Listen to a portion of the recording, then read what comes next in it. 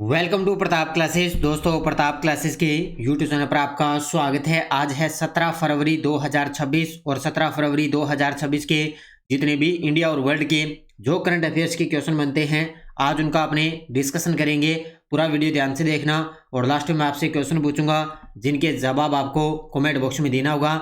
आज अपने पढ़ेंगे फरवरी 2026 में जारी हैंडले पासपोर्ट इंडेक्स 2026, सड़क दुर्घटना पीड़ितों के केसलेस उपचार के लिए पीएम राहत योजना और निर्वाचन आयोग ने अपने वार्षिक खेल सप्ताह 2026 की शुरुआत की है। इनकी आज हम चर्चा करेंगे पूरे लेटेस्ट न्यूज़ के साथ में। डेली आपको सुबह ये 8 बजे की करंट अफेयर्स की क्लास आपको मिलती है। जो भी साथी bank, UPSC, SSGD, RAS, railway, first grade, ऐसे एग्जाम, एलडीसी, वनपाल, कोई भी एग्जाम हो, उन सभी एग्जाम के लिए डेली आपको ये करंट अफेयर्स की क्लास आपको मिलती रहेगी। तो सभी साथी एक बार करेंगे सेशन को लाइक से। सभी साथियों को प्यार भरा नमस्कार, गुड मॉर्निंग। सबसे पहले हमने 16 फरवरी को क्या पढ़ा था? भारत ने डॉक्टर करनी सिंह शूटिंग रेंज में आयोजित एशियन राइफल पिस्टल चैंपियनशिप 2026 में कुल कितने पदक जीते? 94। किस संस्था ने वित्त वर्ष 2025-26 की दूसरी तिमाही जुलाई से सितंबर 2025 के लिए ट्रेड वॉच कवरेटरी का छठा संस्करण जारी किया? नीति आयोग ने। अंतर्राष्ट्रीय सैन्य एडवेंचर चैलेंज कप 2026 की मेजबानी कौन करेगी? तो भारतीय सेना। देश की पहली एआई यूनिवर्सिटी की आधारशिला कहाँ रखी जाएगी? अमरावती में। भारत की पहली अंडर वाटर ट्विन ट्यूब सुरंग किस राज्य में बनाई जाएगी? असम में। और रक्षा मंत्री राजनाथ सिंह 17 फरवरी 2026 को बेंगलुरु में किस कार्यक्रम की अध्यक्षता करेंगे? छठा भारत फ्रांस वार्षिक रक्षा संवाद होगा, जो आज 17 फरवरी को बेंगलुरु के अंदर इसकी अध्यक्षता करेंगे। कौन है? रक्षा मंत्री राजनाथ सिंह। तो ये थे कल के क्वेश्चनों का रिवाइज हमने कर लिया। इसका टेस्ट तो आपको डेली मिल ही रहा है, डेली पीडीएफ मिल जाती है। वीकली टेस्ट मिल गया परसों वाला, और मंथली टेस्ट भी आपको मिल जाएगा। तो monthly test, monthly PDF, daily, weekly सब कुछ आपको 2025 का पूरा और 2026 का पूरा करंट आपको उपलब्ध रहेगा। तो जरूर आप ये ज्वाइन करें प्रताप क्लासेस का एप्लीकेशन डाउनलोड करके। अब करते हैं स्टार्ट आज की क्लास। सभी साथी एक बार करेंगे सेशन को लाइक शेयर। सभी साथी एक बार करेंगे वीडियो को लाइक, क्योंकि लाइक आपका काम और शेयर करना आपका काम है भी, क्योंकि लगातार मैं आपको ये करंट अफेयर्स की क्लास कंटिन्यू उपलब्ध हो रही है। पहला प्रश्न आपके सामने, फरवरी 2026 में जारी हैंडले पासपोर्ट इंडेक्स 2026 के अंदर भारत का स्थान क्या है? ये लीजिए भी अब आपके सामने फरवरी 2026 ताजा आंकड़ों के अकॉर्डिंग हैंडले पासपोर्ट इंडेक्स 2026 के अंदर भारत आ चुका है 75वें स्थान पे। कौन से स्थान पे? अब देखें, 2026 की शुरुआत में भारत था 80वें स्थान पे। उसके बाद में अभी जस्ट मैंने बताया तो उसके बाद में आ गया था भारत 85वें स्थान पे। लेकिन अब भारत है आ चुका है वापिस 75वें स्थान पे, 10 स्थान नीचे गिरकर। ये देखो आपके सामने तस्वीर के अंदर, ये ताज़ा रिपोर्ट है फरवरी 2026 में हैंडले पासपोर्ट इंडेक्स 2026, भारत आ गया 75वें स्थान पे। देखो, हैंडले पासपोर्ट इंडेक्स 2026 इंडिया का पासपोर्ट 10 स्थान ऊपर चढ़कर 75वें स्थान पे पहुंच चुका है। पिछले वर्ष की रैंक थी 85वां स्थान और 2026 की शुरुआत में रैंक थी 80वें स्थान पे। अब पीछे वाली अब वाली कोई नहीं पूछेगा। अब ताज़ा आपको याद रखनी है फरवरी 2026 75वें स्थान पे।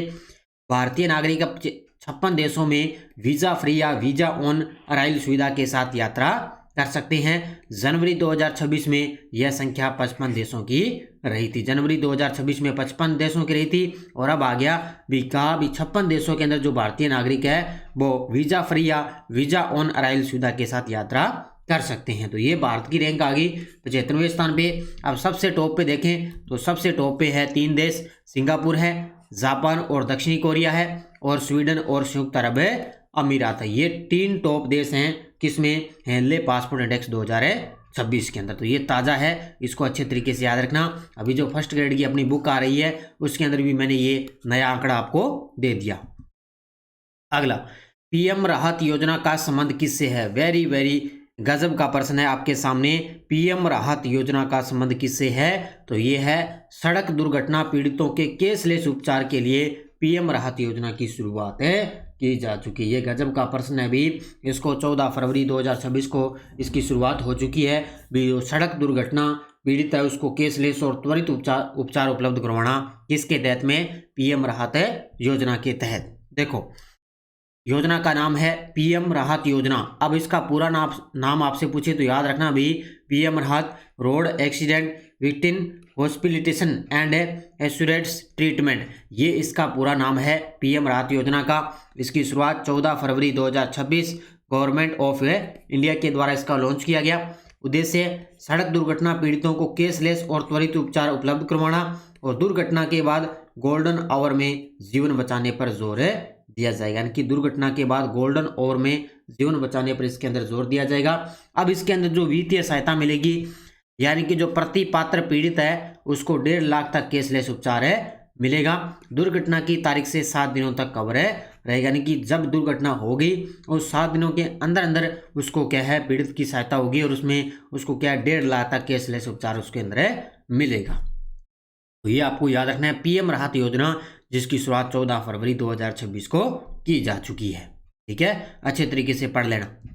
अगला, हाल ही में नरेंद्र मोदी ने असम में किस नदी पर बने कुमार भास्कर वर्मा सेतु का उद्घाटन किया है? ये देखो आपके सामने तस्वीर में। हालांकि वैसे मैंने कल की क्लास में ये क्वेश्चन आपको मैंने वन लाइनर करवाया था, इसमें और भी चीज़ें हैं जो मैं आपको यहाँ पे अच्छे तरीके से करवाऊंगा। तो इसका उत्तर क्या होगा?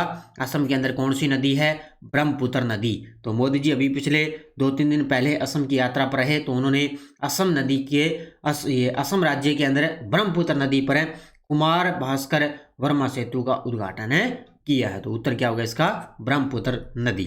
अब इसमें और भी चीजें हैं, क्या क्या है देखो। परियोजना का स्थान है असम के अंदर। उद्घाटनकर्ता प्रधानमंत्री नरेंद्र मोदी जी। कुमार भास्कर वर्मा सेतु गुवाहाटी में ब्रह्मपुत्र रिवर पर निर्मित क्षेत्रीय संपर्क और यातायात सुविधा को सुदृढ़ करेगा, ये याद रखना। तो इसको याद रखना अच्छे तरीके से। अब इसमें मुख्य बातें ये है, जो ये कुमार भास्कर वर्मा सेतु है ये 2.86 किलोमीटर लंबा है और 6 लेन वाला एक्स्ट्रा टोजस फ्री स्ट्रक्चर कंक्रीट का ये पुल बना हुआ है, जिसका हाल ही में उद्घाटन किया है।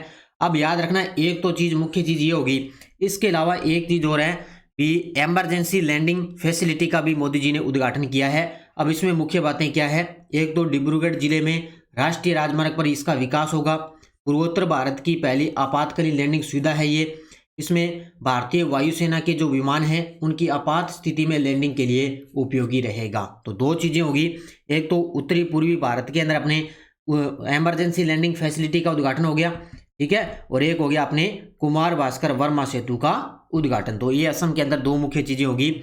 इसमें टोटल निवेश रहेगा 4,450 करोड़ से अधिक का इसके अंदर निवेश रहेगा। तो ये आपको अच्छे तरीके से याद रखना है, क्योंकि निश्चित तौर से यहाँ से किसी भी प्रकार का क्वेश्चन बन सकता है।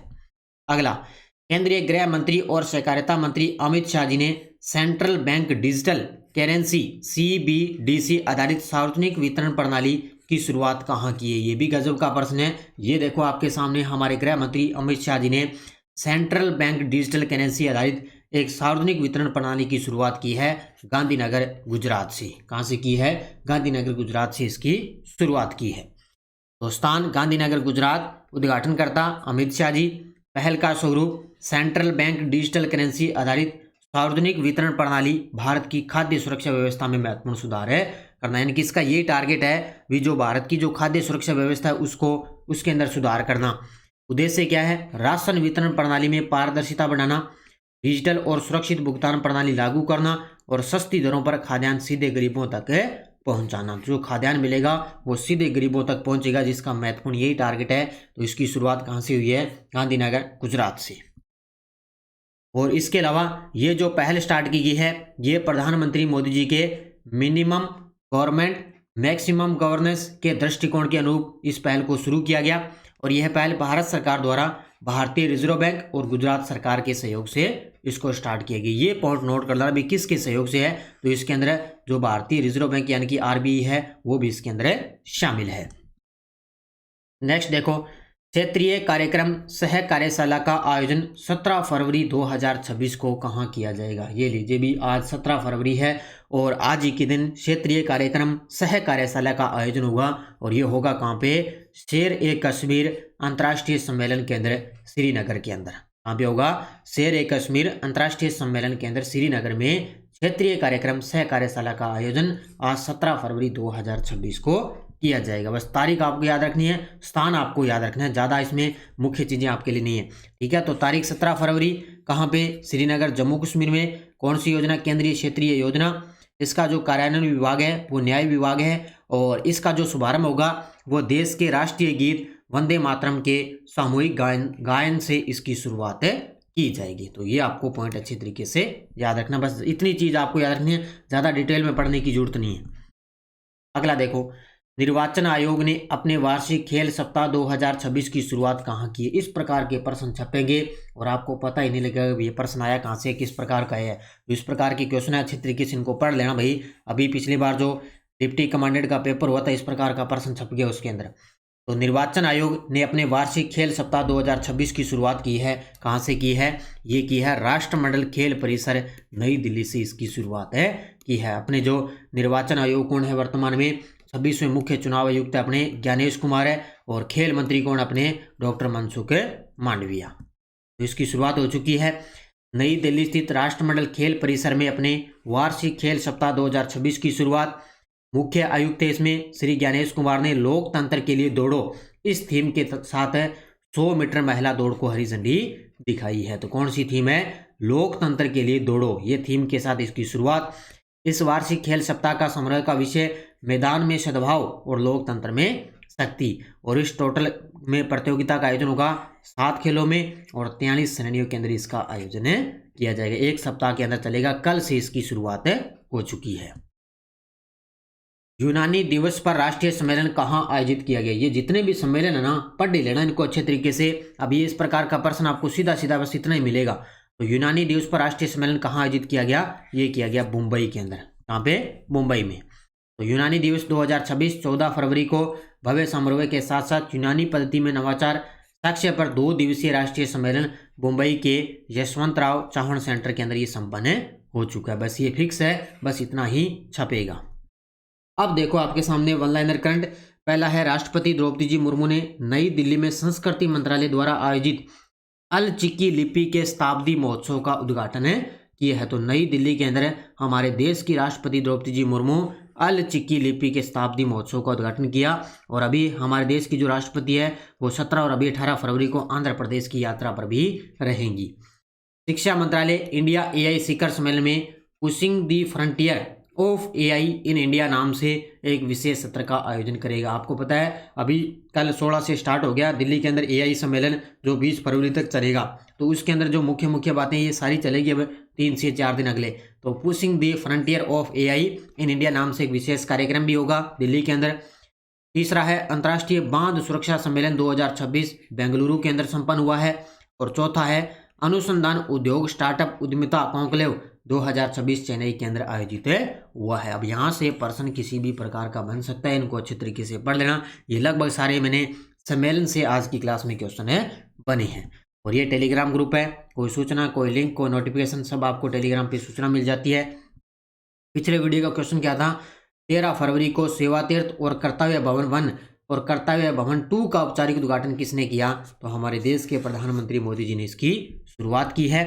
अब देखो क्वेश्चन फॉर यू, महिला शांति और सुरक्षा सूचकांक 2025-26 के अंदर भारत का स्थान क्या है? 120, 125, 131, 135। इसका जवाब आपको कमेंट बॉक्स में देना है। और यस्टरडे डोज अपनी क्या थी?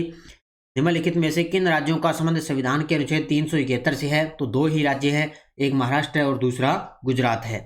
संविधान के अनुसार संघीय मंत्री परिषद में मंत्री किसके प्रसाद पर्यंत अपना पद धारण करते हैं? तो राष्ट्रपति के प्रसाद पर्यंत। संसद में राजस्थान से कितने सदस्य चुने जाते हैं? 35 चुने जाते हैं।